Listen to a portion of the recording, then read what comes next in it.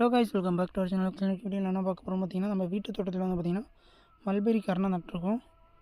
நம்ம பிளான்ட்டாக பார்த்தா ரேட்டு ரொம்ப கூட வருது. ஒவ்வொரு பிளான்ட்டு பார்த்திங்கன்னா 100 ரூபா 150 ரூபா இந்த மாதிரி சொல்கிறாங்க. அதே இந்த மாதிரி கரணைங்களாக வாங்குறப்ப வந்து பார்த்திங்கன்னா நமக்கு வந்து ரேட்டு ரொம்ப கம்மியாக இருக்குது. இது ஒரு கரணை வந்து பார்த்திங்கன்னா 1 ரூபான்னு சொல்லி வாங்கியிருக்கேன்.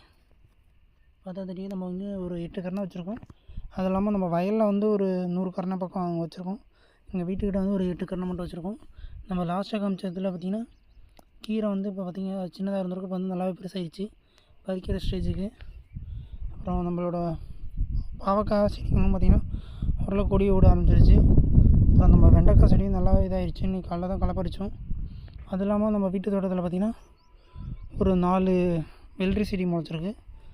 இந்த வெள்ளரி செடியும் நம்ம முளைக்க போடல, அதுவாக மானாவாரியாக முளைச்சது. அது இல்லாமல் நம்ம இதில் வந்து பார்த்திங்கன்னா ஒரு பைத்தங்காய் செடி இங்கே ஒன்று முளைச்சிருக்கு. காயும் நல்லா வந்துருக்கு, பார்த்திங்கன்னா தெரியும். ஆக்சுவலி இந்த செடியும் நம்ம முளைக்க போடல. நம்ம முளைக்க போட்டதுலாம் பார்த்திங்கன்னா இந்த செடிங்க மட்டும் தான் முளைக்க போட்டிருக்கோம். மீதியெல்லாம் மானாவாரி அதுவாக வந்தது. ஓகே கேஸ், நெக்ஸ்ட்டு அடுத்தடுத்து என்னென்ன பண்ணுறேங்கிறத அப்டேட் பண்ணுறேன். வீடியோ பிடிச்சிருந்தா ஒரு லைக் பண்ணுங்கள், ஷேர் பண்ணுங்கள். அதே மாதிரி சேனலை சப்ஸ்கிரைப் பண்ணுங்கள். நெக்ஸ்ட் வீடியோ பார்க்கலாம். ஓகே, பாய்.